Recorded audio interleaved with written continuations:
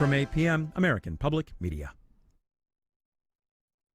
Jax PBS presents Shelter Me, stories about animals and the people who love them. Tuesdays at 4 p.m. Sponsored in part by the Jacksonville Humane Society, Subaru of Jacksonville, and Terrace Wealth Management of Raymond James and Associates, Inc., member New York Stock Exchange, SIPC. Tidbits, family-owned and operated since 1985. Open for dine-in, delivery, and takeout at 3 locations, Bay Meadows, Hendricks, and Mandarin. Fresh sandwiches, salads, and soups. Order online, menu, and newsletter at claristidbits.com. Baptist Health is a proud supporter of First Coast Connect. Baptist Health, committed to building a healthier community for all of us. More info at 202-4YOU or baptistjax.com. This is WJCT News 89.9 Jacksonville. Up next, national and local news from NPR and the WJCT News team.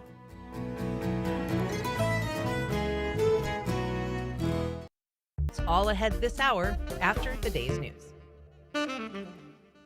Live from NPR News in Washington, I'm Corva Coleman. Russian President Vladimir Putin has approved a change in his country's nuclear doctrine. It allows Russia to use nuclear weapons if attacked by a massive air assault. This comes as President Biden is allowing Ukraine to fire U.S.-made long-distance missiles into Russian territory. Putin's decision comes as Ukraine is marking 1,000 days since Russia invaded.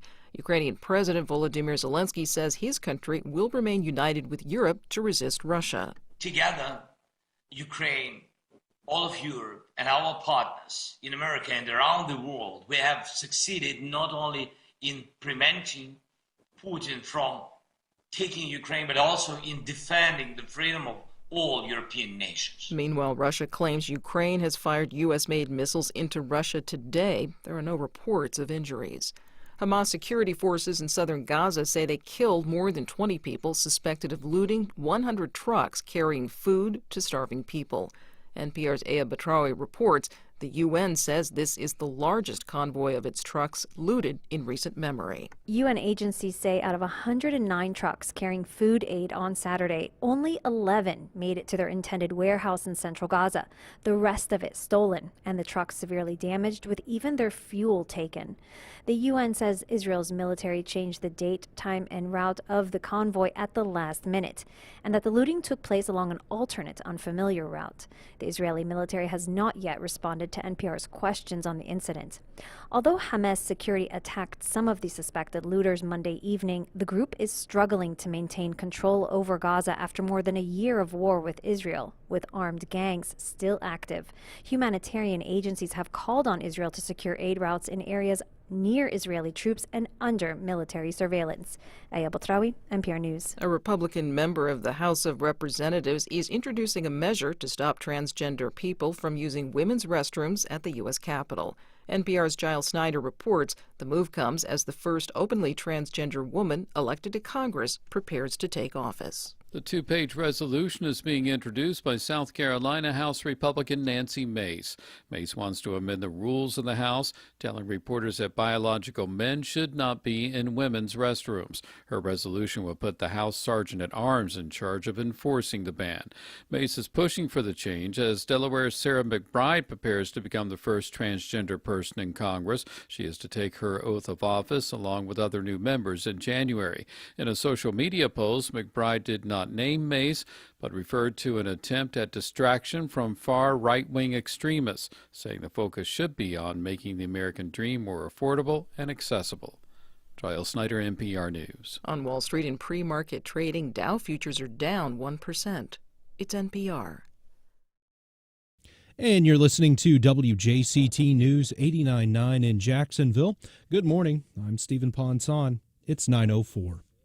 The thousands of bus riders who flow in and out of JTA's Regional Transportation Center in La Villa now have a new spot for coffee, cakes, and other goodies. A new iteration of a favorite Beaches eatery, Sonati's Bakery and Sandwich Shop, opened on Monday with the grounds of Grace Coffee Shop in a shared space at the main bus and skyway station across from the Prime Osborne Convention Center. With apartment complexes under construction or open in the surrounding La Villa neighborhood, plus a new city park and the Emerald Trail nearby, JTA CEO Nat Ford says bringing bakery goods and fresh lattes there could help craft a redevelopment of La Villa.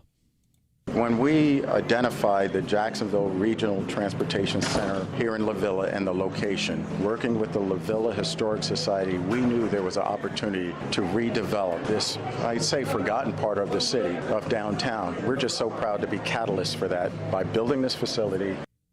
The $57 million transportation center sees about 10,000 bus passengers a day, and that's in addition to the 100 or so JTA employees who work there. This afternoon in Jacksonville, we're going to have sunny skies with highs in the lower 80s. Rain will move in later tonight, beginning in southeast Georgia and moving into northeast Florida, as we're going to be dealing with the remnants from Sarah. Lows getting down into the mid-60s. Support for NPR comes from NPR stations. Other contributors include the Skoll Foundation, dedicated to powering social innovators to transform the world. Learn more at skoll.org. And the Robert Wood Johnson Foundation at rwjf.org. Support for First Coast Connect is provided in part by Baptist Health. Good morning. I'm Ann Schindler, and this is First Coast Connect.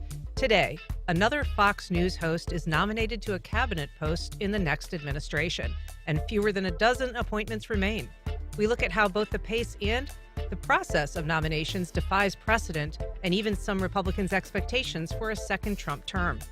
Later in the program, we check in with Marketplace Morning Report host David Brancaccio about early market reactions to the election, as well as proven strategies to reduce income inequality.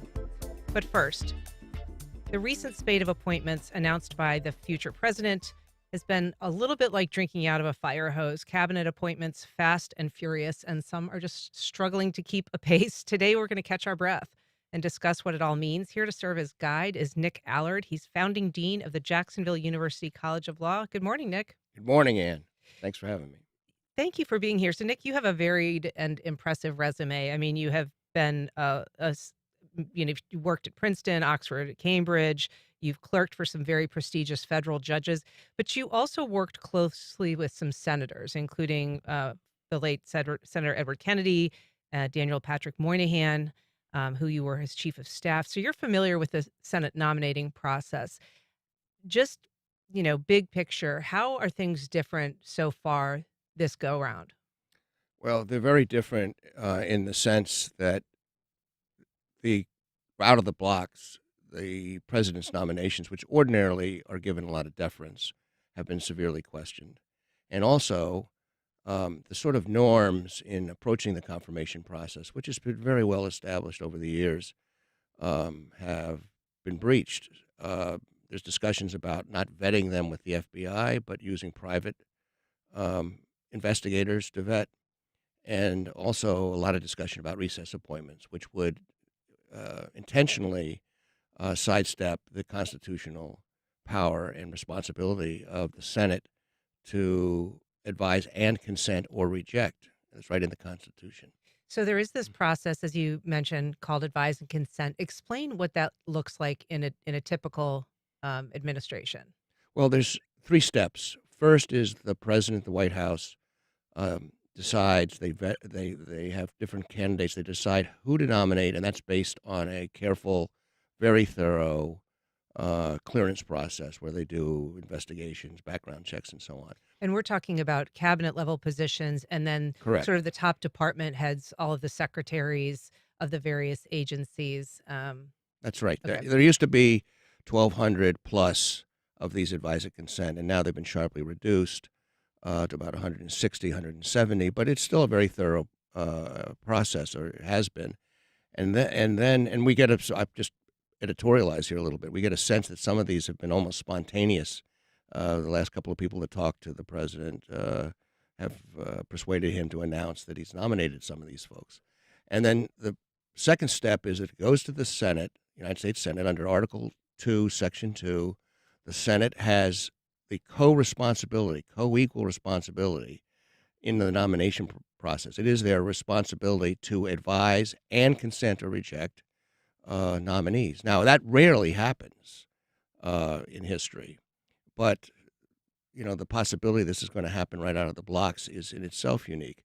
The third step is if they vote to confirm, and now there's no filibuster for nominations. The Democrats did that in 2013. They took away that. Got rid of the filibuster for appointments. Exactly. So you just need a simple majority, 51 votes, for somebody to be confirmed. And then after confirmation, the president swears in the candidate and hands them their commission, a big piece of paper with you can hang on your wall and be very proud of. So those are the 3 steps. Those are the 3 ordinary steps. But we've got a lot of drama already, big surprise in this new administration. And so the speed of these announcements is a little different, certainly different than the first Trump administration. But the nature of who's being nominated in some cases has been itself very surprising, even to some, stalwart Republicans and strong supporters of the president, of the future president. I'd have to agree with that. I think that it's really surprising how many of the nominees. Now, there's some that are just going to probably sail through, which is ordinarily the case. And they have more than adequate. Some of them have excellent qualifications. The tradition is that there's great deference to the president's nominees. Because this is his cabinet. It's his cabinet. But he's also, implicit in that is that he's trusted to be picking people who are qualified or can serve well.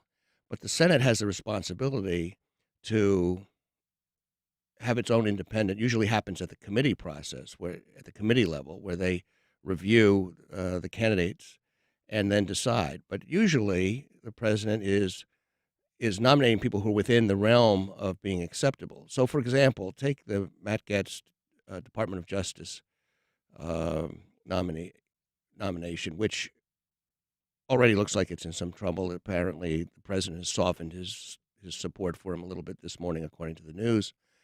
But there are many, many, many highly qualified, very tough Republican lawyers who would sail through.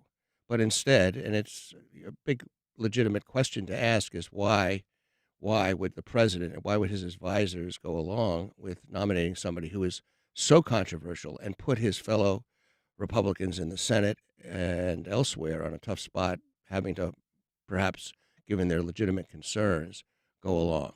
But we'll see whether that nomination actually succeeds. So these hearings that are held to vet a candidate, they're sort of held by the appropriate Correct. Senate committee, and they're sometimes televised, depending on kind of how high profile. Oh, these will be televised. And so that's a questioning process. But the vetting process that you're talking about, which is typically done by the FBI, is separate and distinct.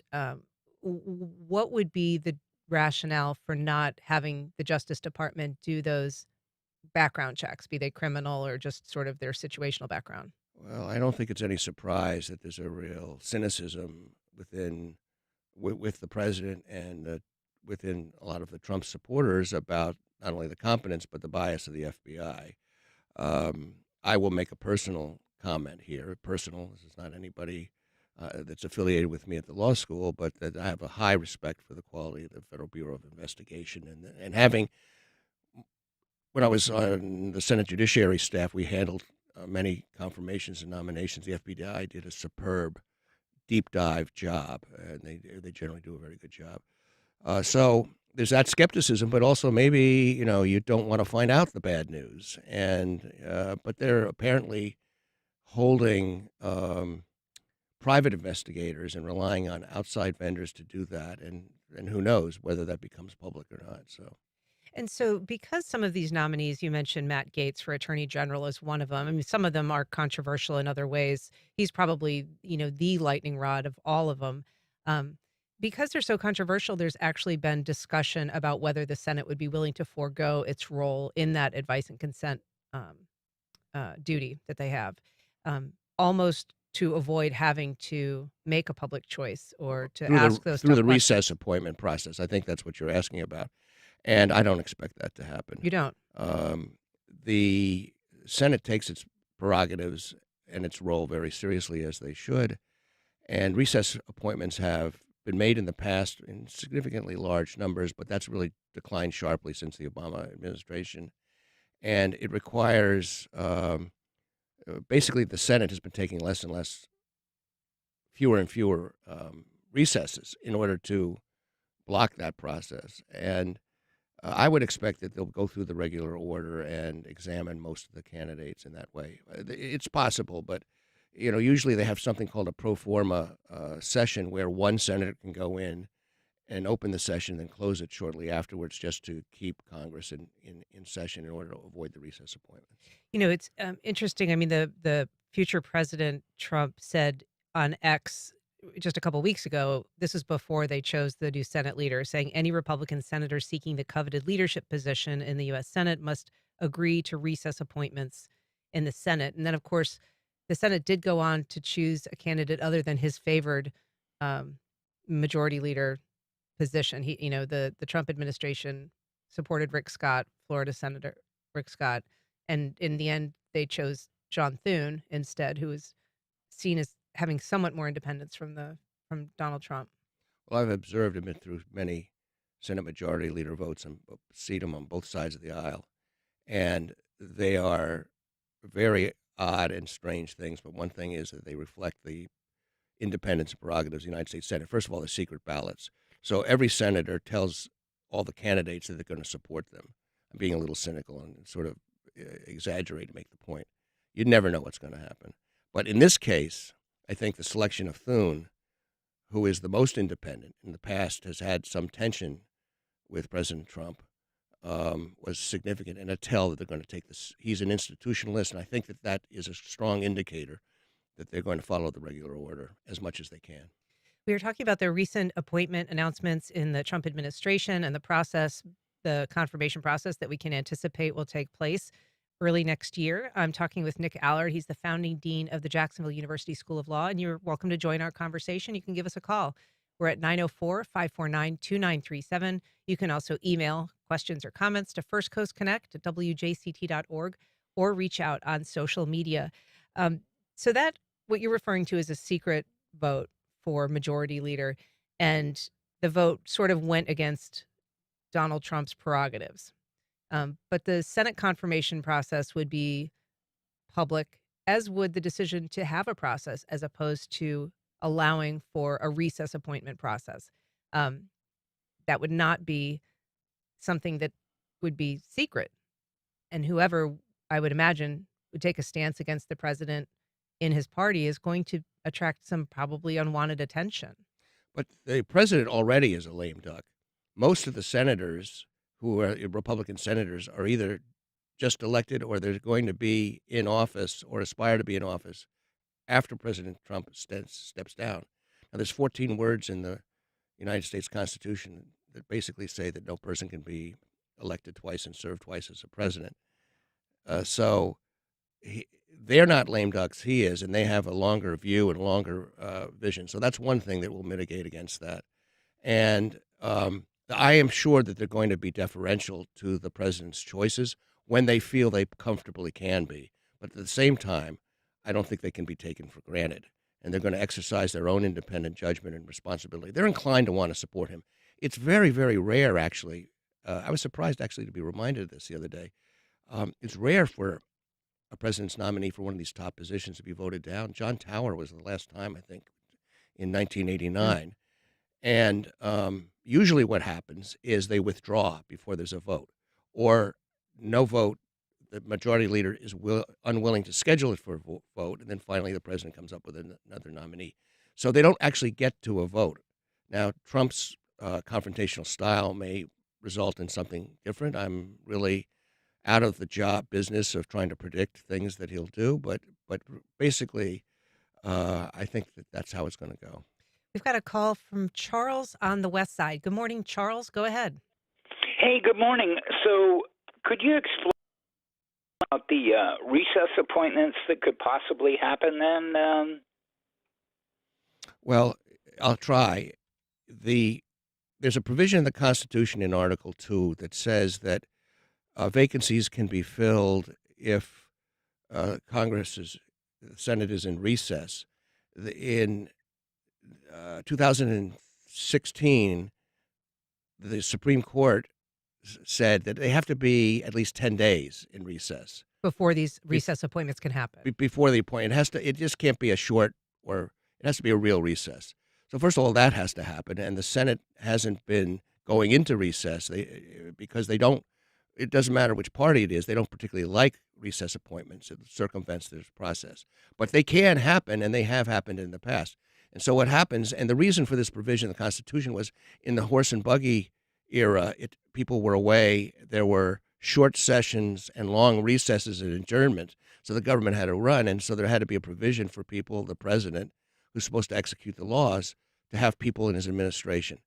But this provision now is looked at as a way to end run the Senate, and the Senate has mechanisms in their power to frustrate it and slow it down. But it can be used, and if they go into recess, there could well be recess appointments.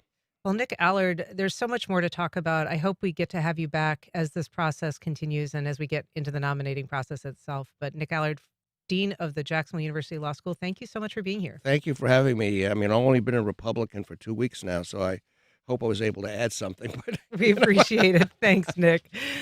Coming up, how the recent elections pushed one of the fastest growing counties in the country to step on the brakes.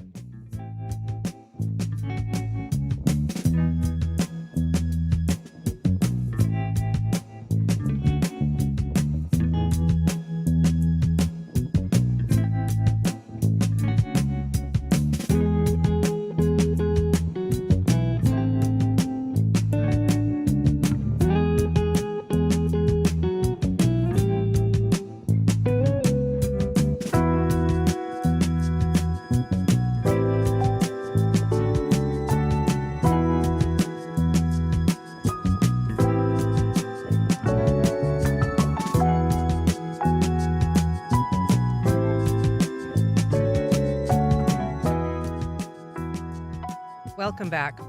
Well, both the August primary and November elections in St. Johns County showed that voters were casting their ballot for slowed growth.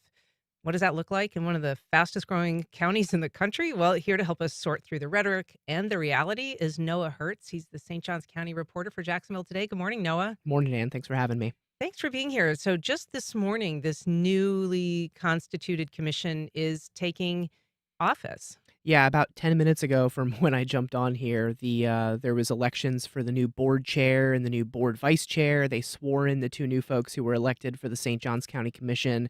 And, I'd say that the most interesting thing about all of that is now the 5-person board has a 3-person majority of people who have committed to slowing down the growth in St. Johns County. Now, you asked, what does that look like? I don't think anybody really knows yet. I've talked to these people and they are adamant that they really want to slow down residential growth in the county, not necessarily commercial, industrial, other kind of business growth, but they were elected by a groundswell of people who overwhelmingly believe that, the roads are too crazy, there's too many people just packed into too tight of a place, and they want to see change there.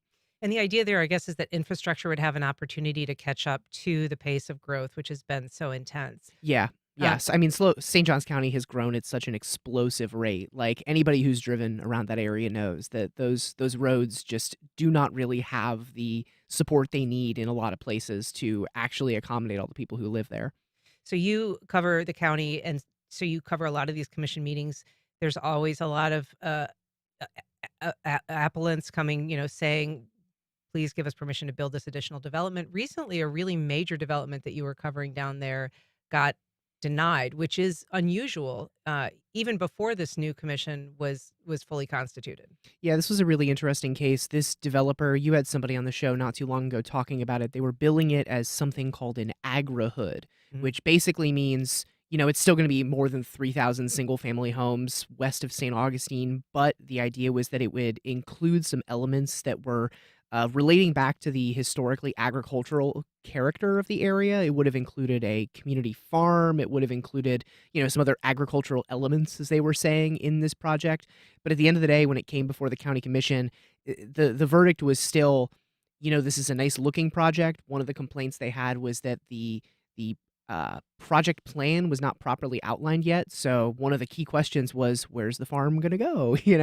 And at the end of the day, it was between that and it was the traffic. They said, look, the infrastructure just can't handle it at this point. And it'll be interesting to see where that goes because, the applicant could make the argument that it's not really their fault that the county hasn't kept up with the infrastructure. It's cascading developments that have continued to come in over the last couple decades. Right. And as you well know, I mean, there is a lot of development that is quote unquote in the pipeline, right? It has already been approved by either these current commissioners or their predecessors, and there is no stopping that growth. Yeah, I had a conversation last week with one of the new commissioners who, like I said, was just sworn in. He's now the vice chair of the county commission, Clay Murphy.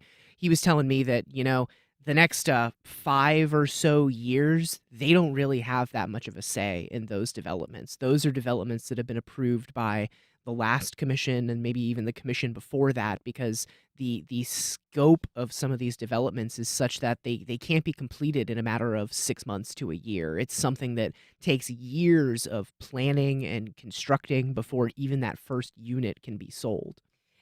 So the commission races have been competitive, no different this year. A lot of those are financed largely or significantly by the development community.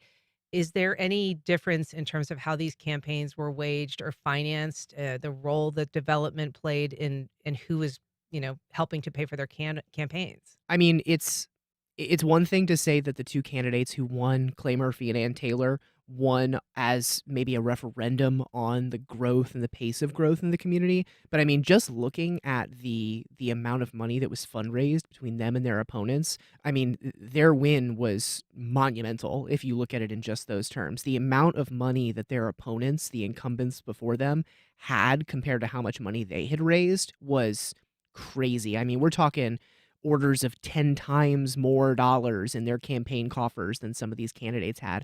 And they still won. They still got the support of the local Republican Party. They still got the support of a lot of people in the area. And some of these races were close, but they're on the county commission now. And, as of this morning, the new chair of the county commission is Krista Joseph, who is somebody who has been on the county commission for a couple of years, but she is previously someone who has had a lot of friction with her peers because she has been the most vocal previously on the county commission in terms of slowing the growth, in terms of, maybe denying more applications that come forward. But she campaigned for and supported some of these people who got elected. And now she is the chair of the county commission, and her folks have got a majority. So it'll be really interesting to see what happens going forward.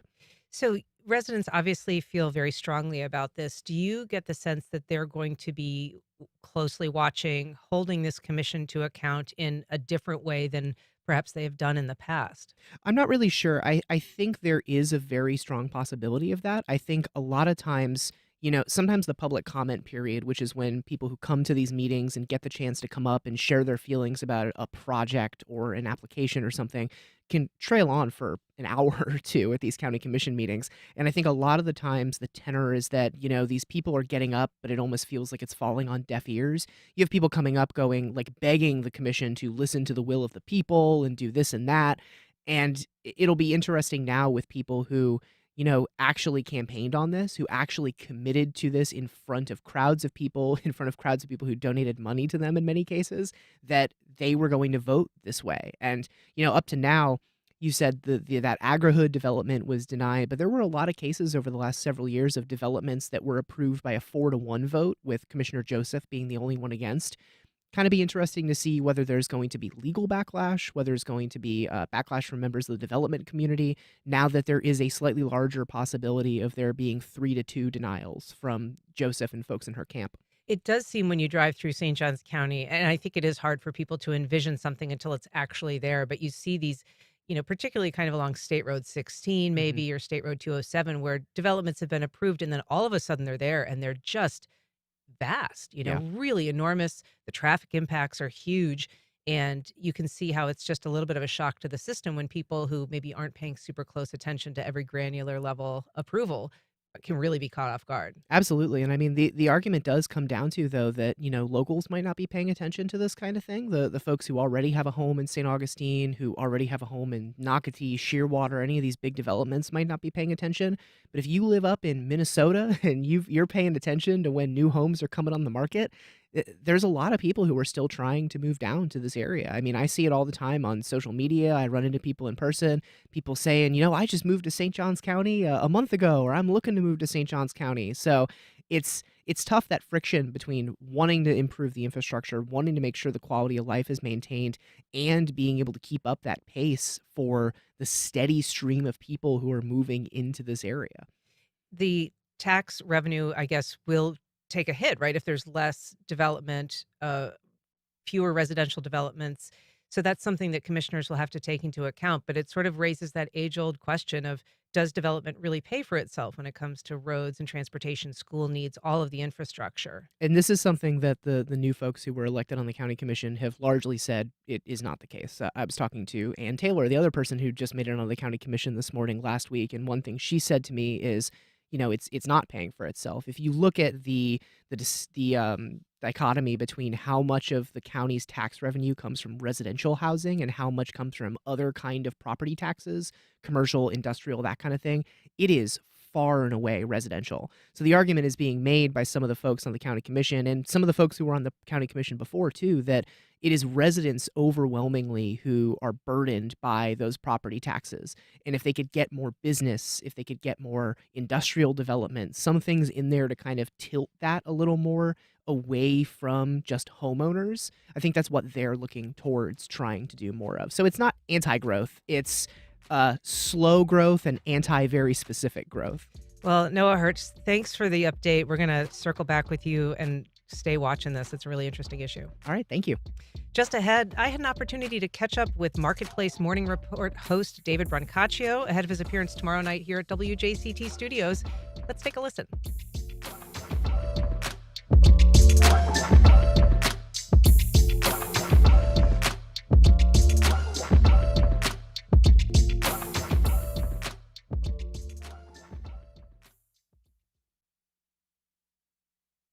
Welcome back. A decisive election followed by a stock rally has encouraged some about the financial road ahead, but the kitchen table economy may tell a different story. One man who will be explaining both the over and understory is David Brancaccio. He's the host and senior editor of Marketplace Morning Report, which you hear every weekday here on WJCT, and he joins me now. David Brancaccio, welcome. It's a real pleasure to be here. We're thrilled to have you, and we're thrilled that you're going to be in town tomorrow. How difficult is it to forecast what a Trump presidency will mean for the nation's economy? Well, it's one thing for me to forecast. It's another thing for the guardians of interest rates at the Federal Reserve to try to do that. We were just exploring that this week.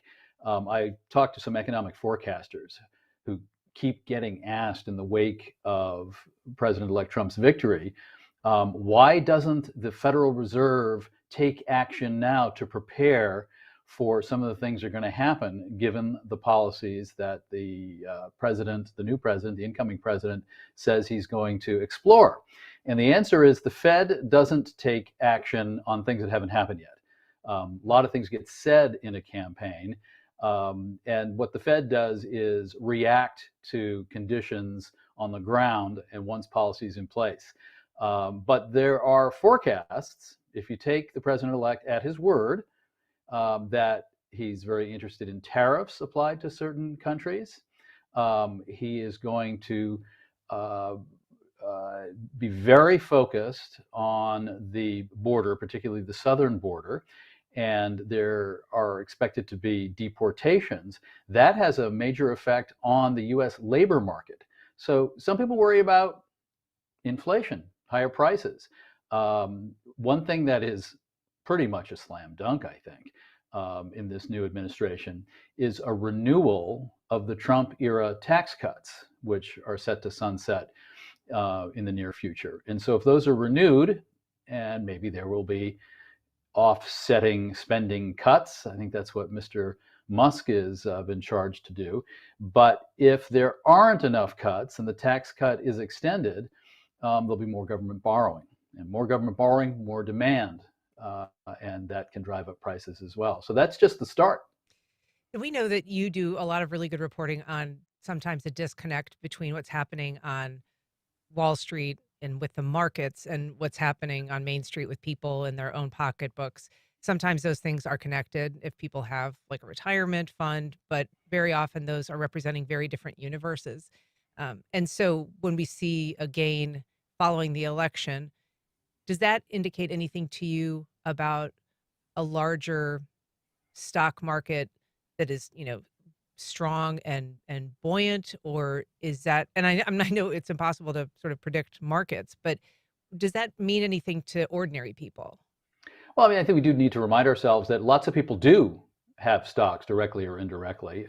They may not own individual stock, but they may have it through some retirement plan, through a union, or and so forth. So a lot of people are connected directly. There is this Trump trade. This is a bet by some stock investors in lower regulation ahead of industries that might help boost profits.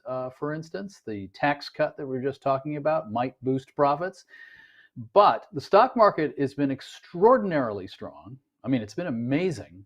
Yet, what did voters tell exit pollers? That a lot of people feel the economy is passing them by, isn't working for them.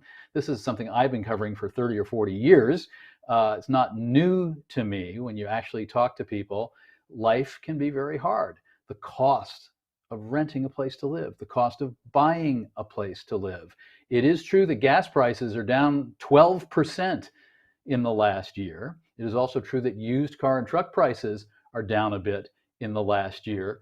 But have you seen insurance? Now, in Jacksonville, you'll certainly know the prices of home insurance, but it's also vehicle insurance, up 14%. This makes things very hard for people to make ends meet, when you're around the kitchen table.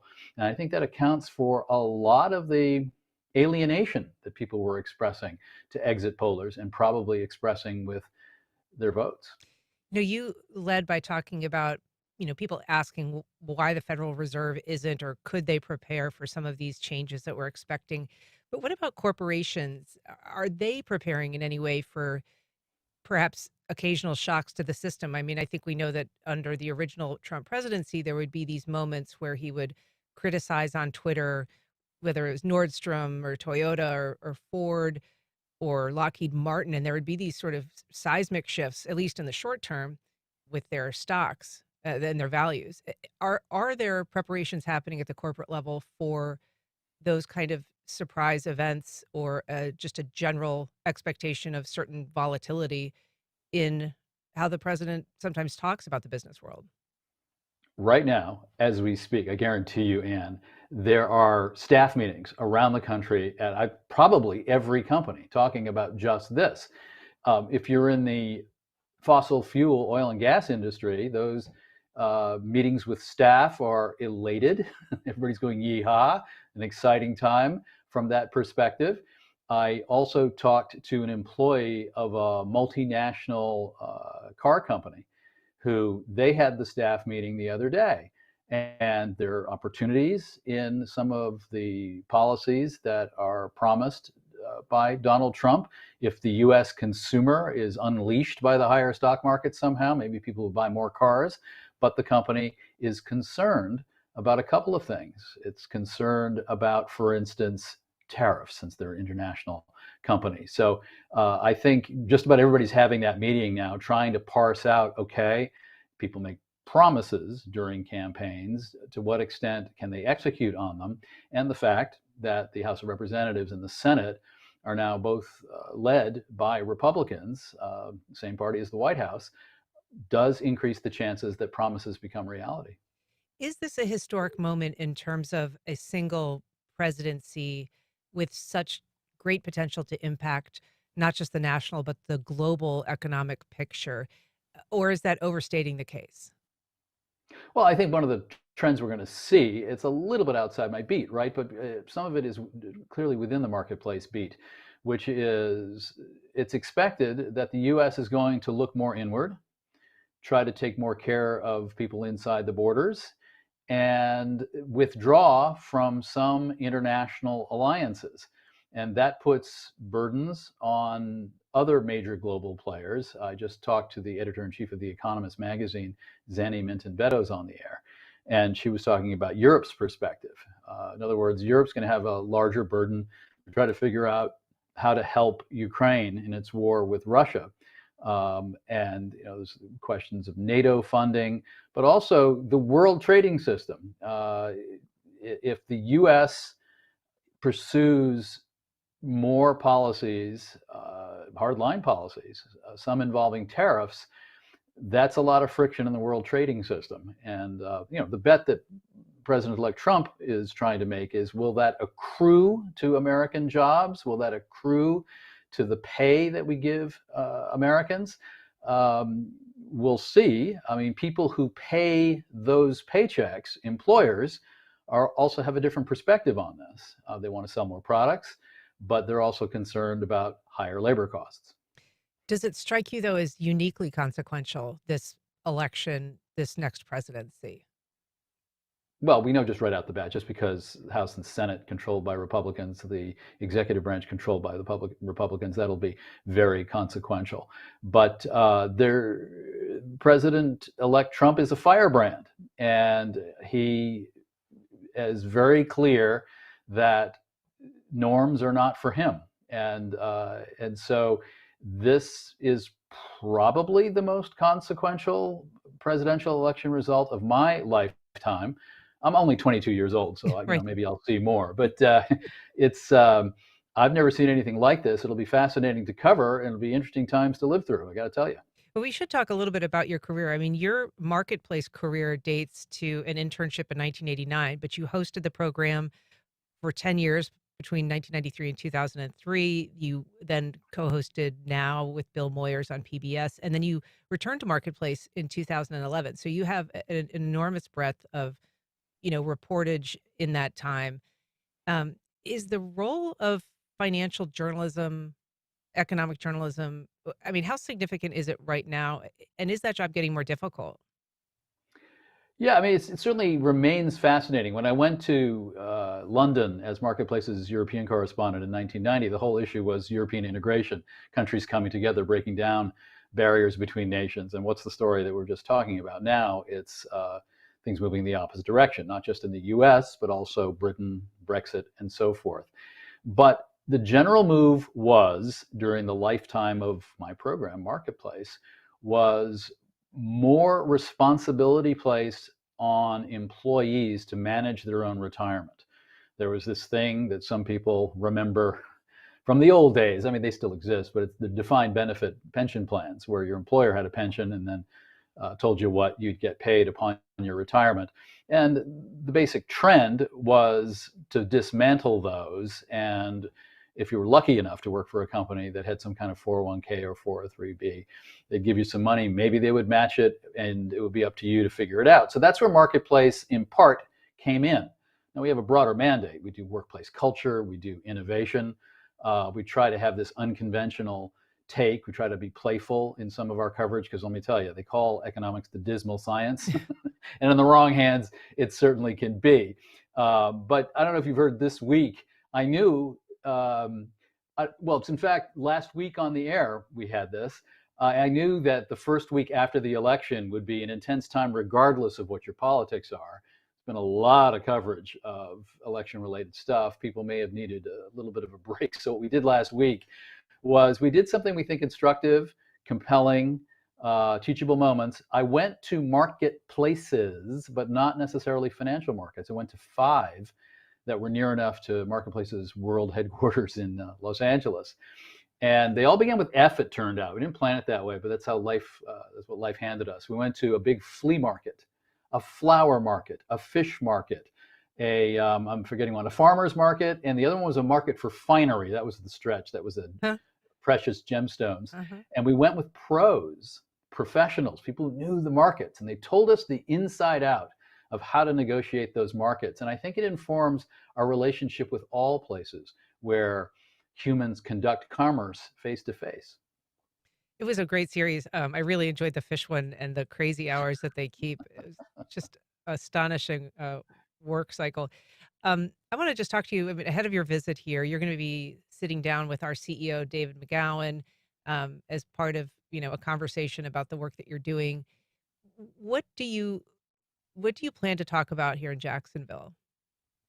Well, we'll talk about a lot of those things we'll talk about the aftermath of the election. But it's interesting, a defining feature of the economic side of this election, a lot of factors came to play in the election of Donald Trump, not just economics. They say it's the economy stupid. It wasn't quite just the economy stupid in this case. But a key issue that I've been following for years, a lot of reporting on, thinking about, is inequality, economic inequality in America, the gap between rich and poor. There was a time that some people said if you talk about inequality, you must be some kind of liberal. You must be on the left side of the political spectrum. And I think one of the recognitions here with this election is that inequality is being faced by people on all sides of the political spectrum. And we have an incoming administration that understands that the economy is passing too many people by, that the system isn't lifting up enough Americans. And I think the mechanics of inequality are fascinating. One of the interesting wrinkles that may come up when I'm talking live just has to do with something we've seen in the past year, Anne. Inflation, the rate of growth of prices, has tamped down. The big surge of inflation, 9% from a couple years ago, now that's gone, but prices haven't gone back to pre-pandemic levels. And that's what really makes people frustrated. And I get frustrated myself when, I pay crazy amounts for what should have been something cheap. But at the same time, wages have been going up, and real wages, in many cases, outpacing inflation. Well, this is how the brain works. We blame inflation on our elected officials, but when we get raises, we think it's us. We think it's because we're awesome and that we achieved this. And it's, of course, then frustrating if you get a raise to see a lot of it, but not all of it, eaten away by inflation. But of course, it's both policy and your magnificence that leads to you getting paid more. And the psychology of inequality is really fascinating. And we're going to go deeper when I get to see people, which I'm really looking forward to.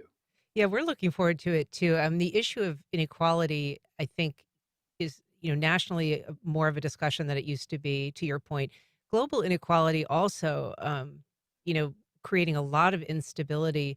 And I wonder if you see any trend lines that would be hopeful on that front in any of the reporting that you've done in terms of, bridging the gap or perhaps bringing kind of the pay scale somewhat into balance. Well, there's all sorts of fascinating things. And when I meet people this week in Jacksonville, we'll actually do this interactively, and people may have their own suggestions. But here's just one. It's so bipartisan that both The Nation, which is a left-wing publication, and the National Review, which is a conservative publication, both featured the same research at one point. And it's just this.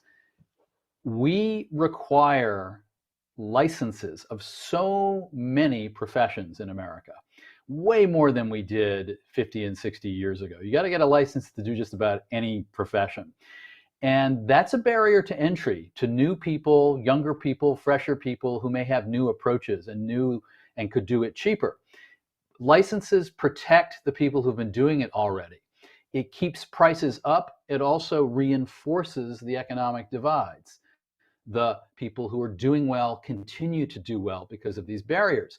What if you remove some of those barriers? So an interesting example is in Nevada. I read in some of this research that you need like 12 or 1,400 hours of study to get an optician's license to do eyeglasses in Nevada. In California, the total number of hours required to get an optician's license is 0. Okay, Wow. So there's a lot less friction in California. Are there more people visually impaired running around California because of incompetent people prescribing eyeglasses? No. So why are those barriers to entry for people who might do eyeglasses? Why aren't they lower? And so that's a structural, bipartisan way of helping to ease the gaps between the people who are already doing well and the people who want to do well. Many more interesting innovations that we can talk about this week when I get there. Well, it's fascinating. It's an evening with David Brancaccio, Wednesday, 6 to 8. As I said, you're going to be joining WJCT's president and CEO, David McGowan.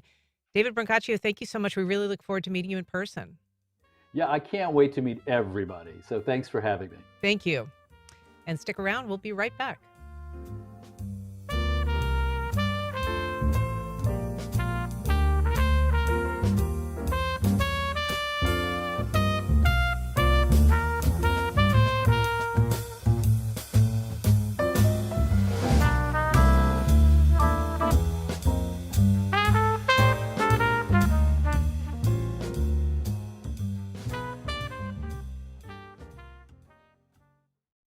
Volunteers in Medicine has been providing health care for the working uninsured for over 20 years. With over 200 dedicated medical volunteers, Volunteers in Medicine operates clinics in West Jax and South San Marco. We're committed to a healthier community. More at vimjax.org. Life South Community Blood Centers, providing blood and patient services to the local hospitals, serving patients in this community. Donating blood with Life South helps save lives. More at lifesouth.org to find a blood drive near you. Hi, David Brancaccio, host of the Marketplace Morning Report here. You may also remember me anchoring the TV program Now on PBS, and I would be very honored if you could join me and WJCT Public Media President and CEO David McGowan on Wednesday, November the 20th. We'll be on stage in Jacksonville exploring everything from how to make the economy better serve more people to the importance of building community and plenty more. I cannot wait to meet you, so RSVP today at wjct.org/events. See you soon. Here's what Republican Senator Lisa Murkowski said when she learned that Peter Hegseth is President-elect Trump's pick to lead the Department of Defense. Well, What are your thoughts on that? I just said, wow. What you need to know about the Fox News host's military experience and extreme Christian theology. That's on the next On Point. Today at 11 on WJCT News 89.9. 3 days in the office, designated meeting days, fully remote. What's the ideal setup for working in a post-pandemic world? Major U.S. corporations have mandated workers return to the office, requiring them to be in 4 or even 5 days a week. Why are more companies making the change now? The tug of war that is return to office. Next time on 1A. Today, starting at 10 on WJCT News 89.9.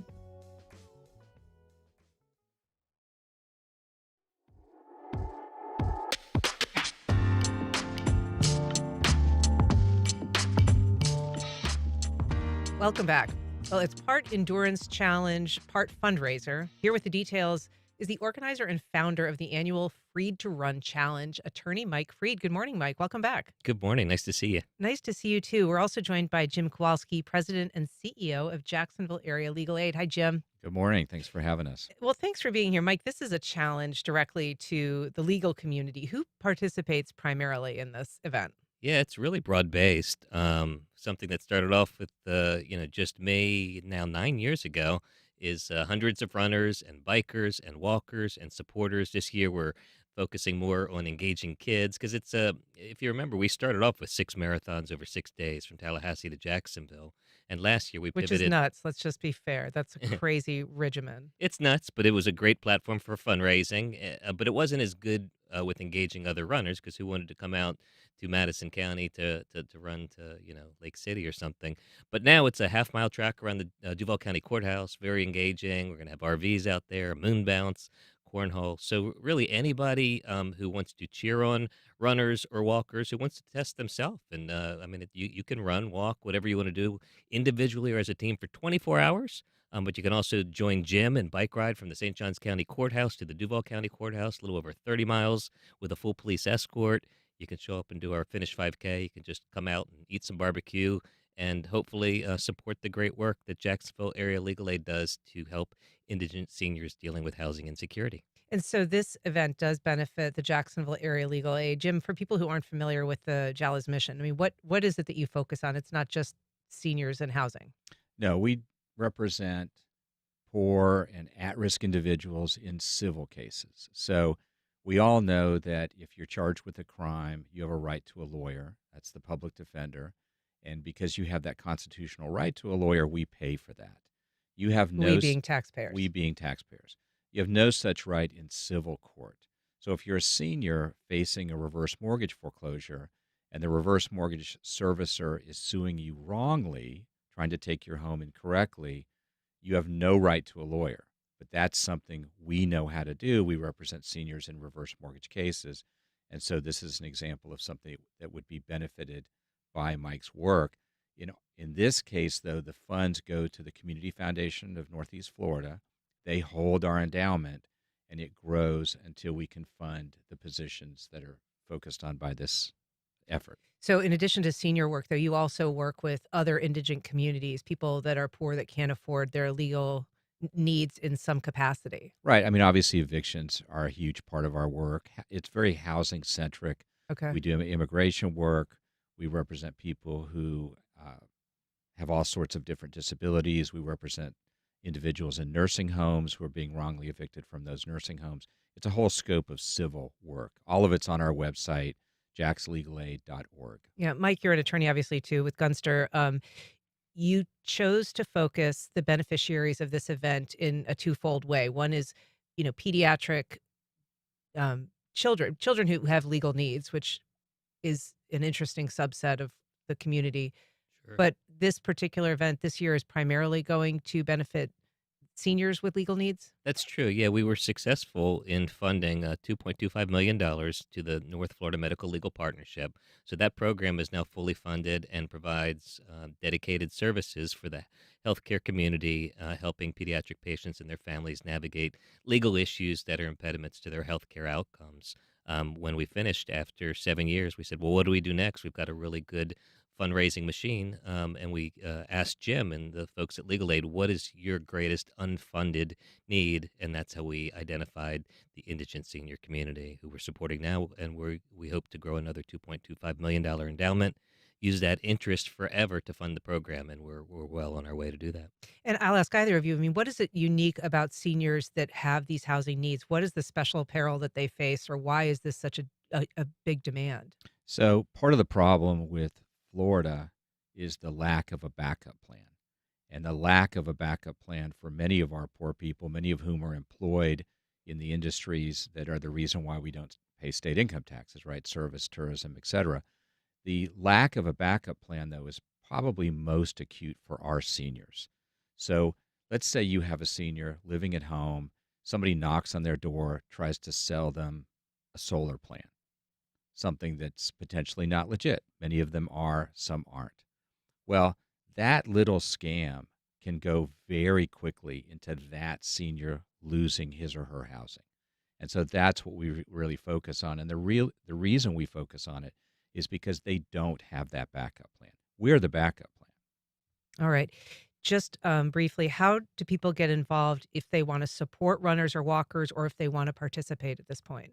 Yeah, that'd be great. You can find out more information on a couple different places, but freed2run.org, FREEDTO run, and I'm sorry, freedtorun.com, excuse me.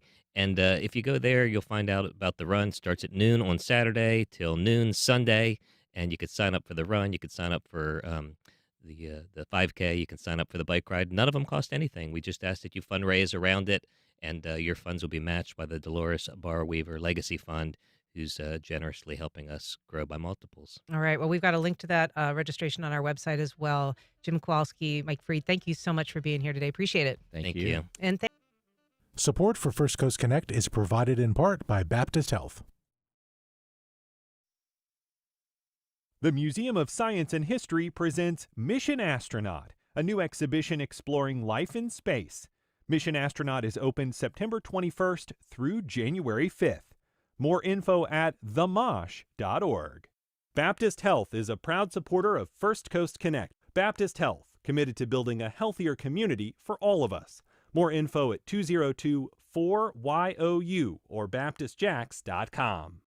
Jax PBS presents Shelter Me, stories about animals and the people who love them. Tuesdays at 4 p.m. Sponsored in part by the Jacksonville Humane Society, Subaru of Jacksonville, and Terrace Wealth Management of Raymond James & Associates, Inc., member New York Stock Exchange, SIPC.